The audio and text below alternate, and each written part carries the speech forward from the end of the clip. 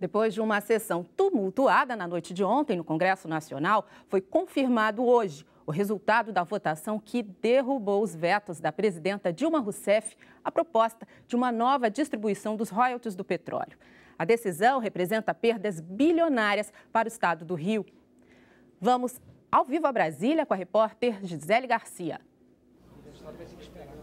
Boa tarde, Eliane. Boa tarde a todos. De acordo com as últimas informações divulgadas pela Secretaria da Mesa do Senado, o placar ficou da seguinte maneira. No Senado, a votação aconteceu de forma unificada e dos 63 senadores presentes, 54 votaram pela derrubada do veto. Já na Câmara, os 142 itens foram votados em separado e dos 405 deputados presentes, a grande maioria votou pela rejeição dos vetos. Aqui ao meu lado está o deputado Alessandro Molon, do PT do Rio de Janeiro, que representa os estados produtores. Deputado, como é que o senhor recebeu esse resultado? Boa tarde.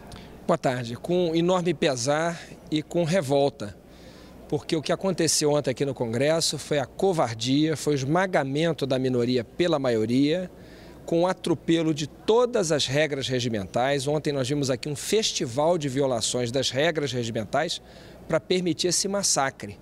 Por isso, nós vamos ao Supremo ainda hoje entrar com mandado de segurança da bancada do Rio de Janeiro, pedindo anulação da sessão de ontem, da decisão tomada ontem na sessão, e também vamos entrar com uma ação direta de inconstitucionalidade, com um pedido de liminar no Supremo, pedindo que os efeitos dessa decisão não se produzam, porque se os royalties já começarem a ser imediatamente redistribuídos, os efeitos podem ser reversíveis. Como é que depois o Supremo Tribunal Federal, quando julgar o mérito da ação, vai determinar que alguns estados devolvam para outros aquilo que eles já receberam. Não vai ter como mais voltar atrás. Por isso, nós vamos entrar também o estado do Rio de Janeiro com uma ação direta de inconstitucionalidade com pedido de liminar. Tá certo, deputado. Muito obrigada pela entrevista. A presidenta Dilma Rousseff viaja neste momento para Caracas e ainda não se manifestou sobre a decisão do Congresso. Ontem, a sessão em que ocorreu a votação dos vetos dos royalties aconteceu com muita polêmica. O repórter André Carravilla acompanhou.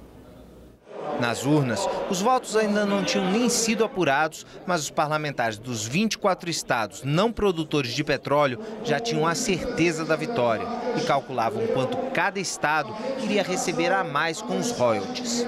Só meu estado ganha mais de 300 milhões de reais. 140 milhões de reais ao estado e 160 milhões de reais aos municípios. Isso é algo significativo para a situação calamitosa com que passam hoje os municípios neste país e em Goiás. Foram 4 horas de muito tumulto. O processo foi considerado rápido e provocou a indignação de muitos parlamentares que trabalhavam pelo adiamento da votação. O presidente do Congresso, senador Renan Calheiros, foi acusado de desrespeitar o regimento. O presidente do Congresso atropelou o regimento, atropelou a Constituição. Não nos respeitou enquanto parlamentar. Primeiro, não deixou que os parlamentares apresentassem todas as questões de ordem. Essas questões de ordem eram importantes, não era para obstruir, não, é porque nós queríamos consignar em ata para poder apresentar mandato de segurança para o Supremo, é nosso direito.